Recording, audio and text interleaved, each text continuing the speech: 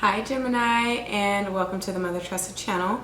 If you're already familiar with this space, then you already know what it is, and welcome back. I'm glad to see you, well, not really see you, but to feel you and have you here in this environment with me again.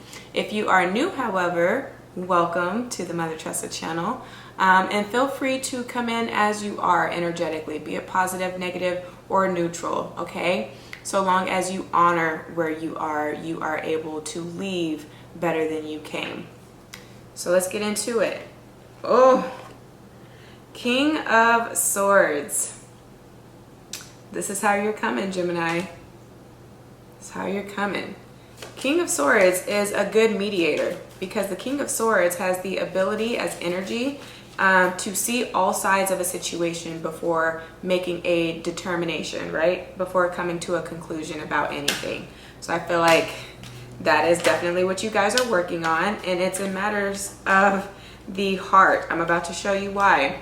The Cruise that hounds you, you have the Three of Pentacles. What's real about the situation? You have the Nine of Cups. What's wrong about the situation? You have the Three of Wands. Where you need more information, let's get to that.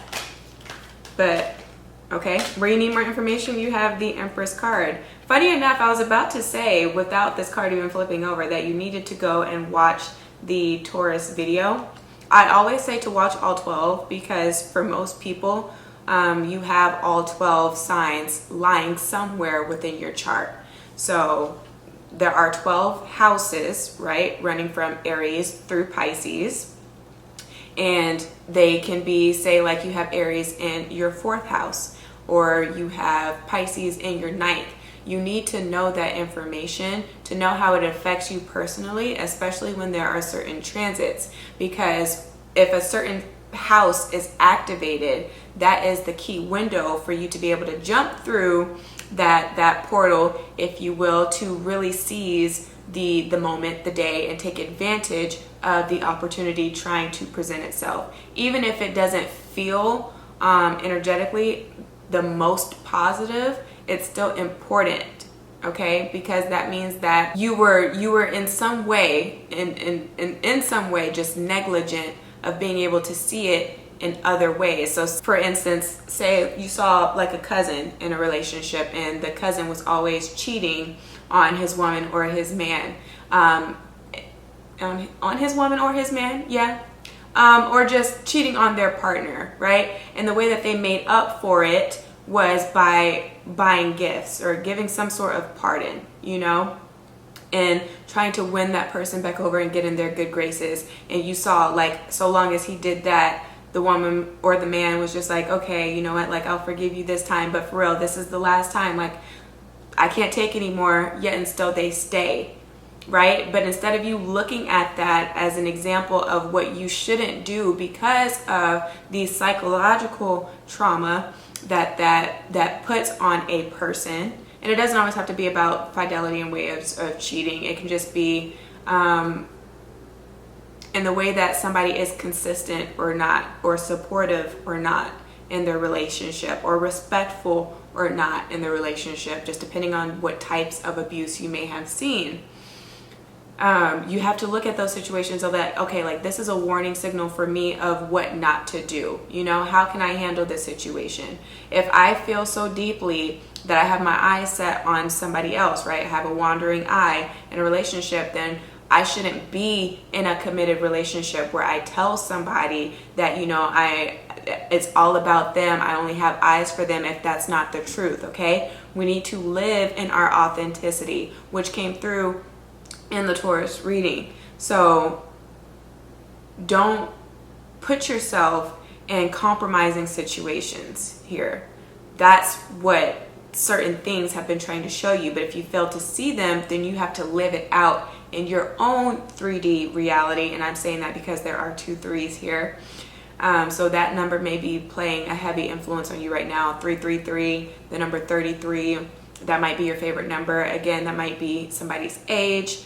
But it's going to be very important that you are truly honest about whatever it is that you are involving yourself with, or whoever it is that you are involving yourself with.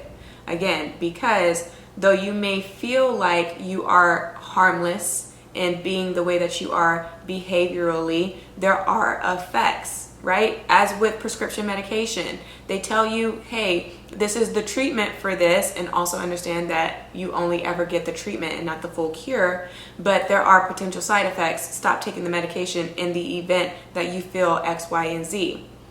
It's the same thing with behaviors. Though you may feel like on the outside, right, surface level, that person didn't give you a reaction, it doesn't mean that on a mental level they're not affected. You know what I mean? So you have to be very careful with that as well if you're struggling with that for something that somebody has done to you. I feel like if you've been interviewing people for a certain position, say you have your own business, because King of Swords is also an intellectual, and is very, what is that called? I want to say like a genius, but inventive. Like you can be an inventor, or you can work in law. Say you have your own private practice, you're an entrepreneur of sorts, then you can be going through that vetting process where you're doing interviews and you have to choose the best person for that position. I feel like you are really looking at the 3 people that may have interviewed for the position. And especially if they're friends, you're having to look beyond that relationship, okay? Because it's business, you know, it's not personal. So you're having to separate that. Don't just build a business off of nepotism, or build a business relying on your friends because you feel like you can get better deals by paying them less than what they're worth here. Also be mindful of that if you're going in for a certain like type of corporate, upstanding, blue collar position, and you're trying to put your best foot forward. Sometimes where you lose out is by trying to lowball and undersell yourself. So don't go for the lowest, but try to find somewhere in the middle where you can land here, okay? Don't just go for just the lowest that they can offer you, but don't try to hit the ceiling, because you also want to show in that event that there is room for you to grow, especially if you know that you don't meet all of their requirements. So it's like, okay, like, yeah, like I'm going to work with you here, but also you have to be concerned with your cost of living and being able to provide for yourself. But again, with these friends that you may be interviewing, don't just choose somebody because you're familiar with them. They're your homeboys or your homegirls that you grew up with. Who is it that really fits the description? You know what I mean? Outcome card, you guys have the 6 of Cups with the 6 of Wands at the bottom. You guys have repeating numbers, I'm telling you. So again, just be very careful with what you choose to settle for by way of it being familiar. Don't make promises that you can't keep with these 3s that are coming up, because what's wrong is the 3 of Wands position. So if you promise that once you came up and you got some money in your pocket, that you were going to go back and look out for somebody, because then you owe them energetically and you have to pay what is owed. Otherwise, that karma is going to come back, you know, and it can hit you in other areas of your life.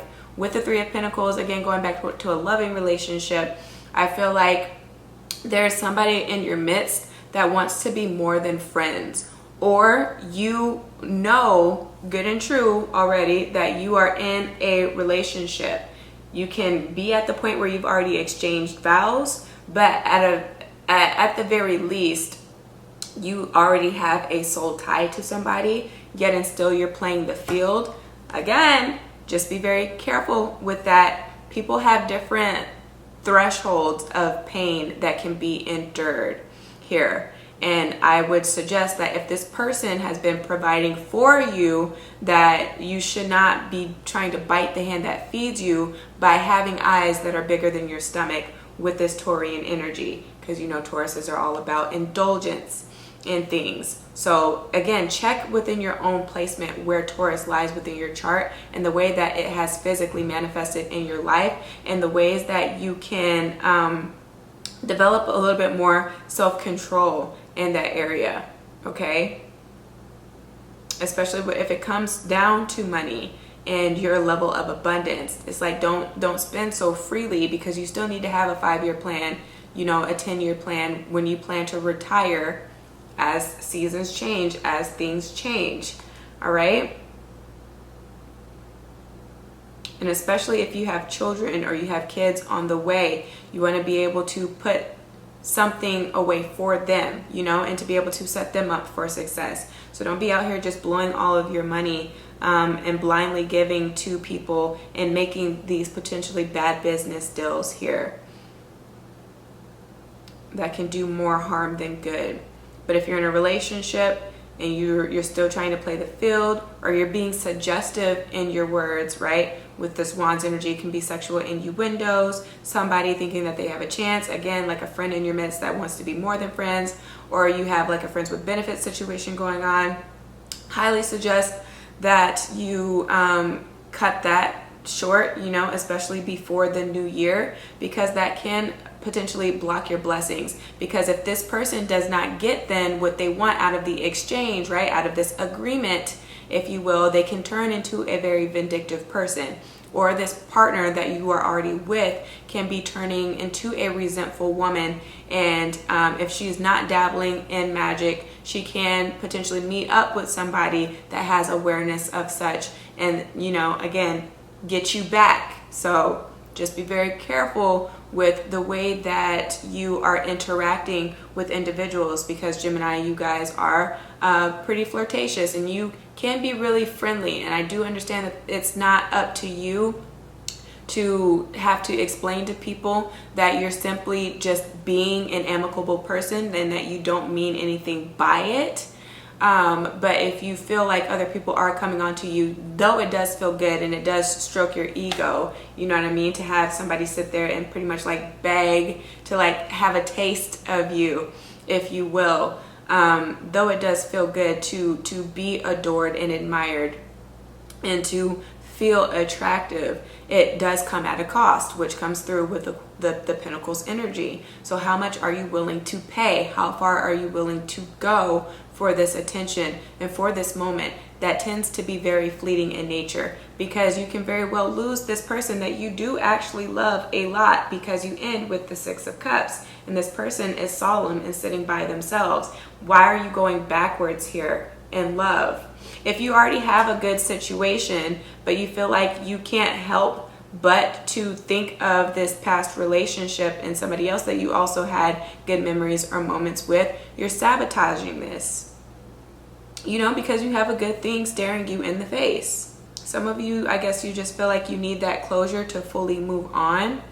But like better is to come with the Six of Cups energy. And you have the Six of Wands at the bottom of the deck. Should you choose not to sabotage it, if this person's not already in your environment. But again, if you've been playing the field, then you're coming to that point where you're deciding out of these contenders who you see yourself with and making that commitment, you know, taking that next step. So some of you are leaving that playboy, playgirl lifestyle behind for something else. And then I guess what that itch is that you want to scratch is like the freedom that you had when you were single and you didn't have to answer to anybody here.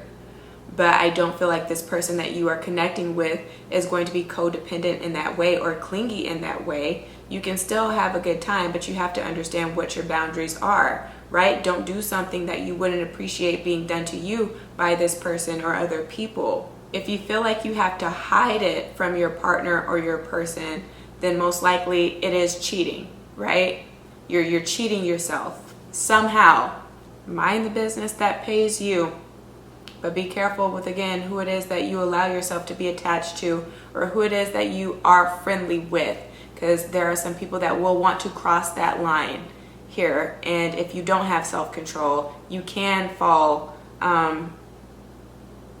into that temptation and take on these advances here. Again, whatever you don't feel comfortable sharing with your partner is something that you shouldn't be doing in the first place. So that's what's coming through, Gemini. If this reading resonated, give me a thumbs up, share this with your friends and family, subscribe if you haven't, and book with me should you need to. But if I don't hear from you, then please just take care of yourself and your soul until you hear and see me again. Ciao.